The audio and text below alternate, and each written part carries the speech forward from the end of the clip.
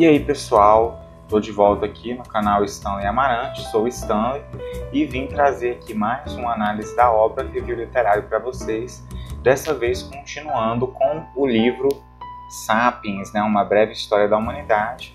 Hoje eu vou trazer os primeiros 2 capítulos da parte 2 do livro, que se refere à Revolução Agrícola, do Yuval Noah Harari. E antes disso, lembro vocês de dar o like no vídeo, se inscrever no canal, ou darem uma passadinha lá e conferir os vídeos que estão à disposição e vejam se vocês gostam, Caso gostem, ativem o sininho e acompanhem aí os próximos vídeos do canal, vejam os anteriores, consulte aí as playlists.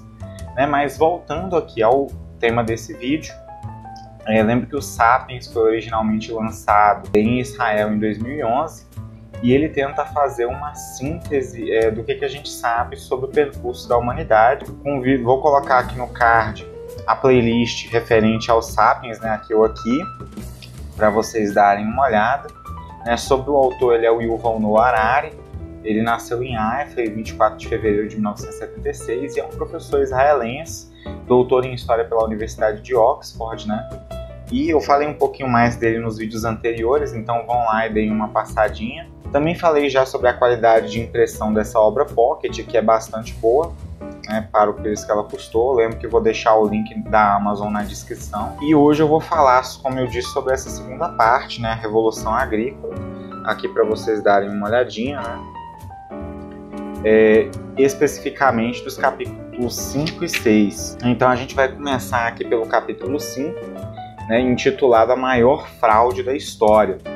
E aqui nesse capítulo o Harari ele começa dizendo que há cerca de 10 mil anos antes de Cristo, no Oriente Médio, o trigo e bodes começaram a ser domesticados, por assim dizer. Esses por cerca de 9 mil anos, ali para cerca de 8 mil anos antes de Cristo, foram ervilhas e lentilhas, 5 mil anos as oliveiras, 4 mil anos cavalos e 3.500 anos ali as videiras. E 90% da dieta humana até hoje consiste nesse tipo de alimento que foi domesticado ainda nessa época. Então a agricultura ela teria se dado em diversos lugares de forma independente, Esse é o atual consenso dentro do mundo acadêmico científico.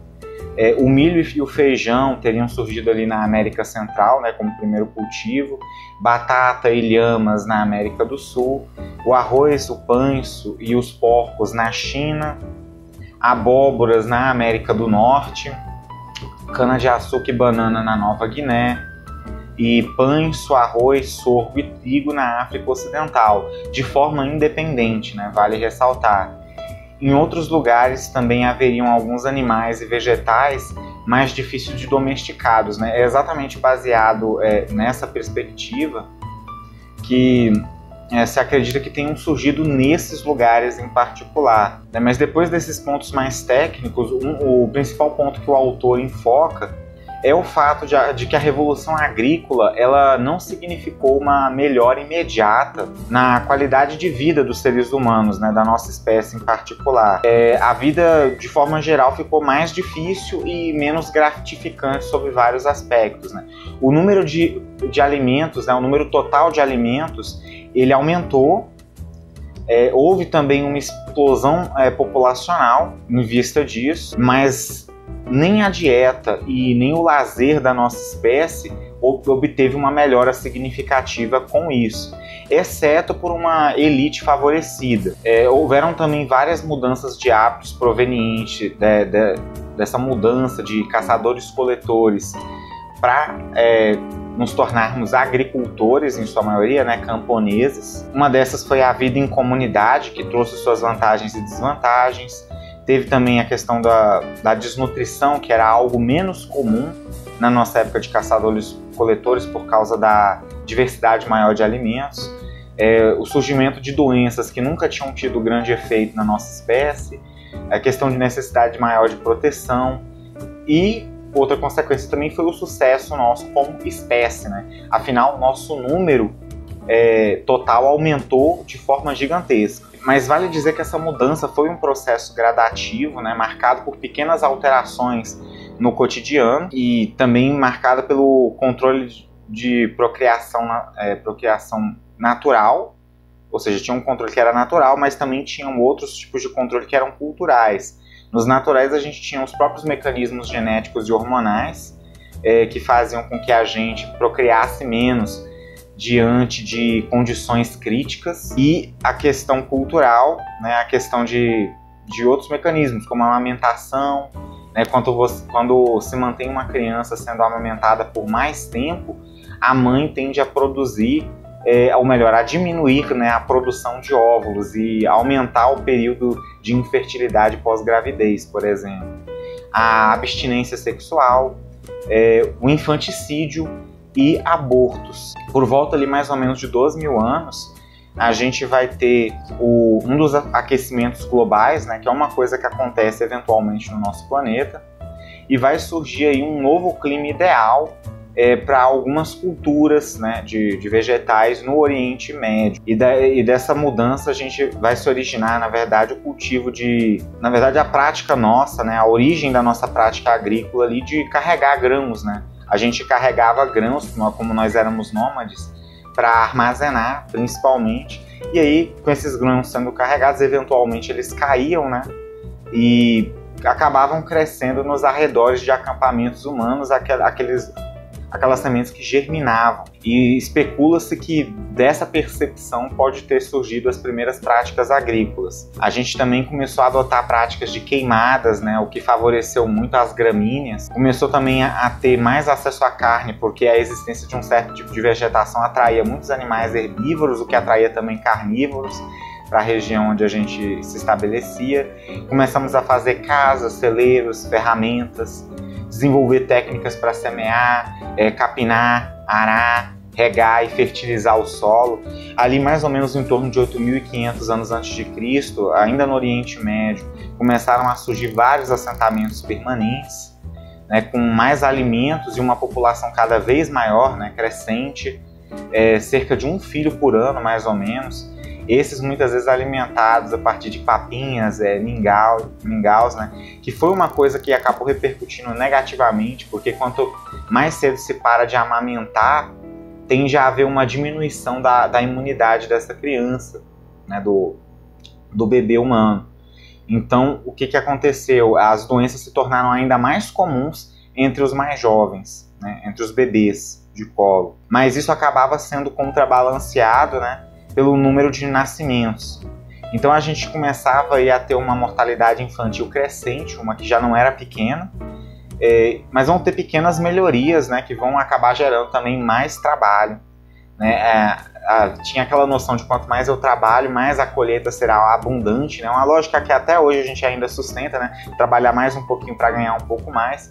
Só que nesse contexto isso acabava gerando uma situação mais propícia para a procriação, né? E acabavam havendo também mais nascimentos, o que acabava gerando mais trabalhos, porque embora ganhássemos mais mãos para trabalhar, até elas poderem trabalhar de fato, a gente tinha que produzir mais alimento para alimentar essas novas pessoas. Então, e outro problema também foi a questão de ter uma fonte única de alimento, né? Que gerou uma grande vulnerabilidade às intempéries do clima ou de acontecimentos específicos que prejudicassem as plantações. Ou ladrões, por exemplo. A partir das gerações, essa mudança para o perfil de agricultor, né, de camponês, ela acabou se estabelecendo a um ponto que de geração em geração ninguém sequer lembrava de como era antes dos seres humanos terem se estabelecido como agricultores, né, da época de caçadores-coletores. E mesmo que se quisesse voltar atrás, caso isso fosse feito, não seria mais possível alimentar aquela quantidade de pessoas. Então meio que acabou sendo um caminho obrigatório, em função das novas condições que essa própria prática gerava. Então essa busca de uma vida mais fácil, com mais alimento, com mais abundância, acabou levando a uma lógica de mais trabalho, né? Que, como eu falei, é uma lógica que a gente tem até hoje, né? Um trabalho que é buscar, pensar no futuro, né? Buscar um trabalho bom para se aposentar, e depois da aposentadoria ou até próximo da aposentadoria aproveitar os resultados desse trabalho que a gente fez. Só que aí vem filhos, vem novas despesas, vem questões de saúde, que acabam fazendo com que a gente tenha que trabalhar ainda mais para lidar com essas novas despesas. Então foi mais ou menos essa lógica. E vale também pontuar que o luxo, à medida que a gente vai conseguindo coisas que facilitam, né, que tornam a nossa vida mais luxuosa, esse luxo acaba se tornando uma necessidade. Eu dou o exemplo de uma carta de e-mail, ou melhor, entre carta e e-mail, né? Antigamente, pela dificuldade de se escrever e enviar uma carta e o tempo que demorava para chegar, as pessoas faziam a carta de uma forma mais cuidadosa e detalhada, né? Esse trabalho com a mensagem.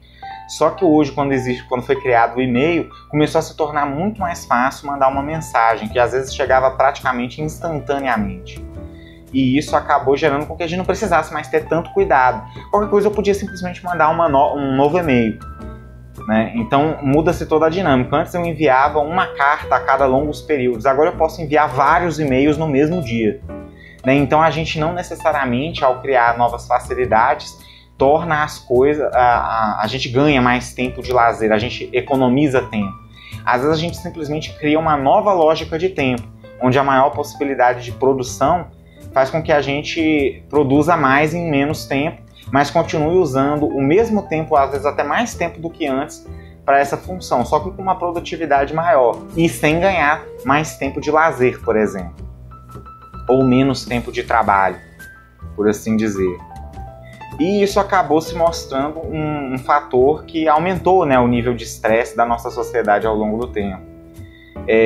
Mas a gente também tem algumas possibilidades com relação a essa mudança para a agricultura, ou, na verdade, não bem possibilidades, mas perspectivas voltadas para os fatores não materiais que levaram a isso, né? A motivação por fé é uma dessas possibilidades. A gente tem na Turquia algumas estruturas monumentais que datam de mais ou menos 9.500 anos antes de Cristo, que têm propósitos misteriosos, né, e que foram construídas por caçadores-coletores, e a gente sabe que milhares de pessoas acabaram tendo que cooperar por um longo período de tempo para fazer essas estruturas. E se especula que a necessidade de alimento para os trabalhadores de obras como essa pode ter sido um dos principais gatilhos para desenvolver a agricultura, né? Ou seja, se teria sido por necessidades religiosas e ou ideológicas que a gente teria desenvolvido a agricultura para alimentar grandes populações. E a partir dessas obras acabaram tendo ali os primeiros vilarejos em função desse monumento. Essa é uma das possibilidades, não há consenso sobre isso. Então, essa questão de... ainda tem a questão da criação doméstica de animais, né? Onde a gente adotou práticas como caça seletiva, para proteger a vitalidade do rebanho também, né? De abater os animais mais agressivos, os curiosos, aquele que saía do rebanho e se perdia, né? Era esses que demonstravam essa inclinação, eram também os primeiros a serem abatidos, os mais magros. E tem também a questão de colocar para procriar aqueles que eram mais submissos, né, os animais mais submissos. E foram práticas que foram sendo adotadas ali pelas tribos de pastores, né, levar para procriar os mais submissos, mais dóceis.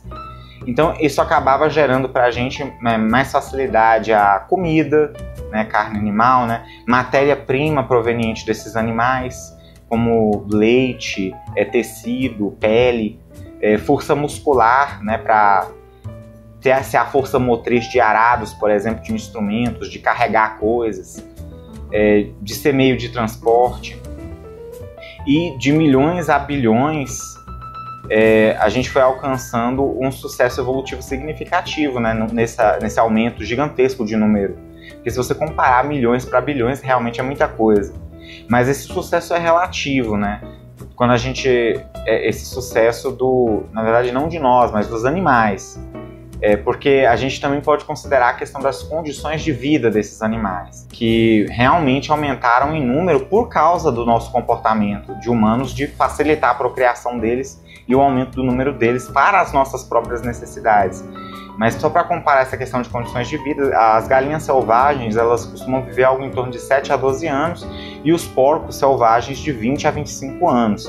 Os de criação costumam sobreviver apenas algumas semanas ou meses. As chocadeiras, os animais, né, chocadeiros e leiteiros, costumam viver um pouco mais, alguns anos às vezes. E aí eles também têm que passar por vários processos treinamentos, na verdade, para remover os instintos, né, mediante métodos dolorosos, muitas vezes. Agressão, restrição de sexualidade, de movimentos, castração, trancamento, mutilação, estímulos, né, induzidos. Mas há também a condição dos animais de estimação, né, que é uma condição diferenciada com relação aos anteriores. Eles têm uma vida mais cômoda, mais confortável. E uma coisa que o Yuval traz aqui no livro é uma analogia que ele próprio faz, né? E, na verdade, que ele diz que muitos fazem, que os próprios reis e profetas faziam entre si, né? Esses reis e profetas costumavam se identificar como pastores. E eles tratavam, muitas vezes, os seus seguidores como pastores tratam os seus animais. Ou seja, com métodos semelhantes de adestramento, entre aspas.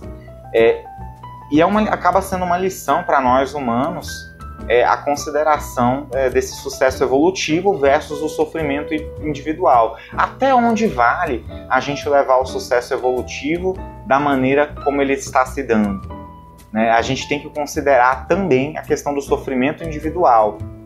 A gente está tendo que lidar com um mundo complexo de emoções e de sensações, e a forma como o sucesso evolutivo se traduz em experiência individual para cada um. Não podemos esquecer disso, né?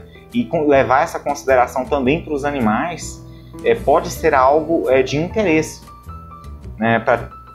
De interesse até ideológico nosso, como seres que não gostam desse tipo de sofrimento ou de infligir ele. Então, esse é o assunto geral do capítulo 5.